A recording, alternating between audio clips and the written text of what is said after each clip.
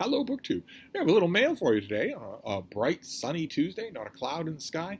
No hint of the massive weather perturbations that are happening all over the country. No hint of that at all. It's a mild, mild week here in Boston. Just going to get milder and milder. By the time we get our version of the massive storm that is afflicting the lower 48, we will be getting warm rain. If I had to guess, I would say that the afternoon walk that I go on with the bean on Friday, I will do in my shirt sleeves. 60 degrees, maybe even 65 degrees. Bitter, bone-chilling cold is coming after that, but not before. But there's mail, a few packages, and a little box.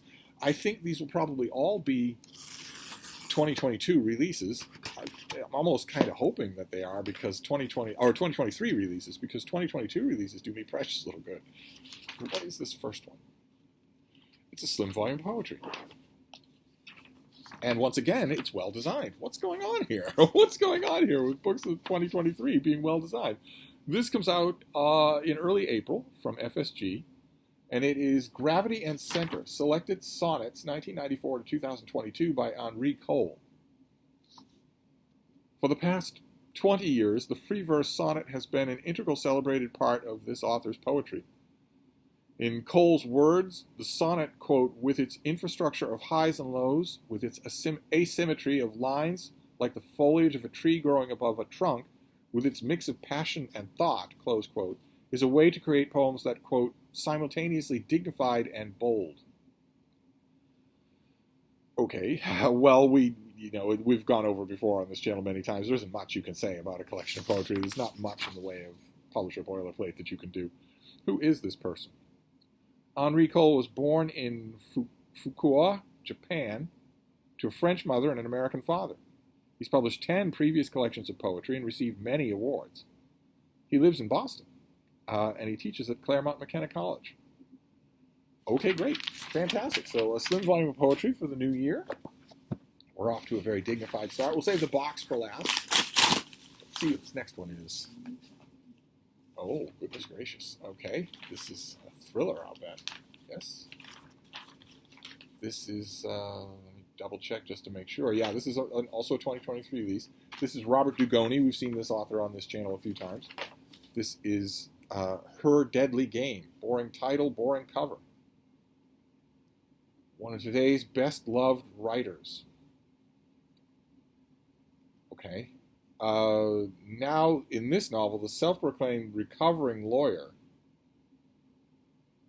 returns to his roots with the launch of a new legal thriller series beginning with Her Deadly Game. This is Thomas and Mercer, the thriller arm of Amazon. The recovering lawyer, I guess, is Robert Dugoni, and this is the first book in a series. Interesting. This comes out in late March. Here, readers will find the gripping plot twists, engrossing courtroom dynamics, and riveting drama that are signature Dugoni. Let's see here. So what is this about? Kira Duggan is a former chess prodigy who's recently left her job as a Seattle prosecutor after a romantic relationship with a senior colleague ended badly. She returns to her family's failing criminal defense law firm, which is being driven into the ground by her alcoholic father, in hopes of restoring her family's reputation and her career. She gets the opportunity to represent Vincent LaRussa, an investment advisor accused of murdering his wealthy wife. There's little hard evidence against him, but considering the couple's impending and potentially nasty divorce, LaRussa faces life in prison. The prosecutor is equally challenging, Miller Ambrose, Kira's former lover, who's eager to destroy her in court on her first homicide defense. Okay, I'm on board. Absolutely. That sounds really good. Why do I have... Okay, I don't need your mother's recipe for bouillabaisse. I just need the pub sheet. All right, so this comes out on the 28th of December. It sounds like a courtroom drama, and the first in a series starring Kira. Okay, Her Deadly Game. And we'll move on to this next one. It's got some weight to it. Could be a finished copy, but even the finished copies now will be 2023. These won't. What we got here? Okay, this is from Rutgers University Press. I don't have a sheet for it. The only thing that came with it was an invoice.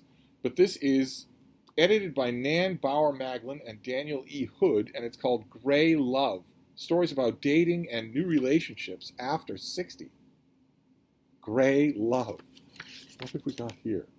Gray Love narrates stories about the most common themes, searching for and perhaps finding love. 45 men and women between the ages of 60 and 94 from diverse backgrounds talk about dating, starting or ending a relationship, embracing a life alone, or enjoying a partnered one. The longing for connection as old age encroaches is palpable here, with more and more senior singles searching online. Those who find new partners explore issues that most relationships encounter at any age, as well as some that are unique to elder relationships. These include having had previous partners and a complicated and deep personal history, family and friends' reactions to an older person dating, alternative models to marriage, such as sharing space or living apart, having more than one partner at the same time, one's aging body, appearance, and sexuality, and the pressure of time and the specter of illness and death. Okay. I've never read a book on this subject, not once. Okay, Gray Love. The geriatric aspects of it will be fascinating. I don't understand dating. I've never understood dating. I don't understand really what it is or why people do it or why people like it.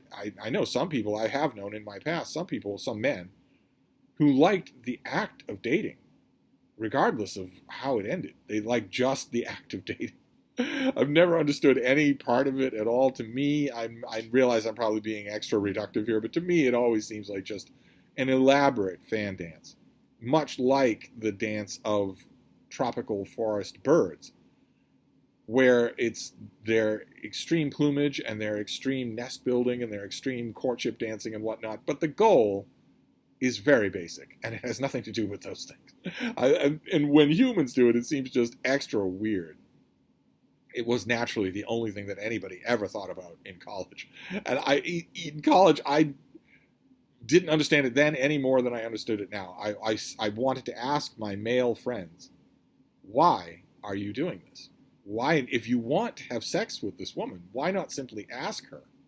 Instead of going through all of this nonsense, you're buying her an all-terrain bike for $160? When you don't know, you do one thing if that's a friend, but you're not friends. You barely know each other at all. You're doing that in order to grease the wheels, so to speak, of the process. And the end goal of this process back then and now very much doesn't seem to me to be friendship. Who does that sort of thing when they're trying to make a friendship happen? Anyway, I will be up against that obstacle in dealing with a book about dating.